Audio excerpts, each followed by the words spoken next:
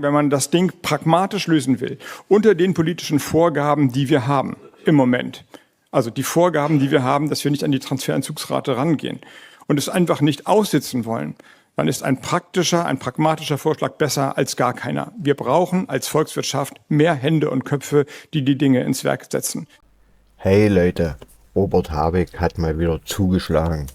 Diesmal mit einer 1000-Euro-Prämie für Langzeitarbeitslose. Klingt erstmal nett, oder? Aber kommt mal, wer denkt eigentlich an die Millionen Bürger, die hart arbeiten und dafür nie belohnt werden? Schaut rein, um zu erfahren, warum diese Idee nicht nur unfair, sondern schlichtweg absurd ist. Auf geht's! Ich finde, das ist ein sehr praktischer und pragmatischer Vorschlag. Bundeswirtschaftsminister Robert Habeck hat die auch in der Ampel umstrittene geplante Anschubfinanzierung für Langzeitarbeitslose verteidigt. Künftig soll, wer einen Job angenommen und es geschafft hat, ein Jahr dort zu arbeiten, eine Prämie von 1000 Euro erhalten. Der grünen Politiker sprach in Berlin von einem sehr praktischen und pragmatischen Vorschlag. Wenn man das Ding pragmatisch lösen will, unter den politischen Vorgaben, die wir haben im Moment, also die Vorgaben, die wir haben, dass wir nicht an die Transferentzugsrate rangehen und es einfach nicht aussitzen wollen, dann ist ein pragmatischer Vorschlag besser als gar keiner. Wir brauchen als Volkswirtschaft mehr Hände und Köpfe, die die Dinge ins Werk setzen. Von der Prämie profitieren sollen Menschen, die in Arbeit gehen, die Sozialsysteme und die Volkswirtschaft. Habeck sagte, es handele sich um einen Vorschlag aus der Arbeitswissenschaft, der erst in den Verhandlungen der Koalitionspartner und dann mit Kabinettsbeschluss gemeinsam für gut befunden worden sei.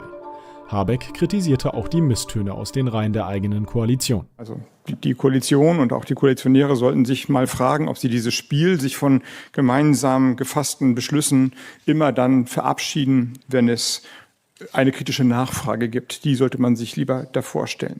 Heute geht's mal wieder um unseren allerseits beliebten Wirtschaftsminister Robert Habeck, der die verrücktesten Ideen aus den Hut zaubert und sie dann in Gold verpackt.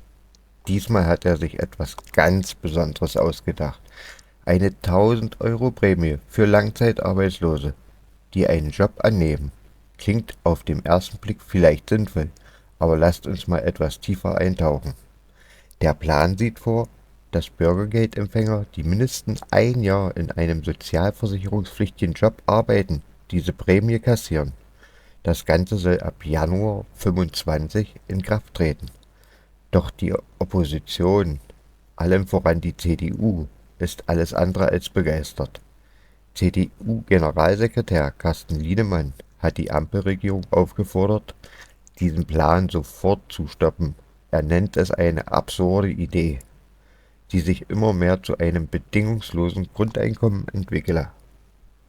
Und da hat er gar nicht mal so unrecht. Stellt euch mal vor, Millionen von Menschen gehen tagtäglich zur Arbeit, bringen das Land zum Laufen, zahlen Steuern und was bekommen sie dafür? Nix. Aber Langzeitarbeitslose, die gerade mal ein Jahr arbeiten, sollen plötzlich 1000 Euro geschenkt bekommen? Wie will man das denen erklären, die hart arbeiten und am Ende des Monats gerade so über die Runden kommen? Interessant ist auch, dass dieser Plan selbst innerhalb der Koalition umstritten ist. Auch einige Politiker von SPD, Grünen und FDP haben sich gegen diese Prämie ausgesprochen. Doch Habeck hält daran fest. Er verteidigt seinen Vorschlag und nennt ihn praktisch und pragmatisch. Praktisch für wen? Das fragt sich nicht nur die Opposition. Man muss sich wirklich fragen, ob Habeck und seine Regierung verstanden haben, wo die echten Probleme liegen, anstatt das Geld sinnvoll zu investieren, etwa in Rentner, die Flaschen sammeln müssen, oder in Familien, die mit steigenden Lebenshaltungskosten kämpfen, wird es wieder einmal an der falschen Stelle verteilt. Aber klar, für die Bürger, die hart arbeiten, ist wie immer kein Geld da. Was die Sache noch absurder macht, selbst innerhalb der Regierung gibt es Missverständnisse. Ein Sprecher der Bundeswirtschaftsministeriums musste klarstellen, dass dieser Vorschlag nicht allein von Habeck kommt, sondern ein gemeinsamer Beschluss der Bundesregierung sei. Doch selbst die SPD, die das Ganze mitgetragen hat, scheint jetzt kalte Füße zu bekommen. Nun stellt sich natürlich die Frage, wie soll das finanziert werden? Schon jetzt steigen die Kosten für das Bürgergeld unaufhaltsam.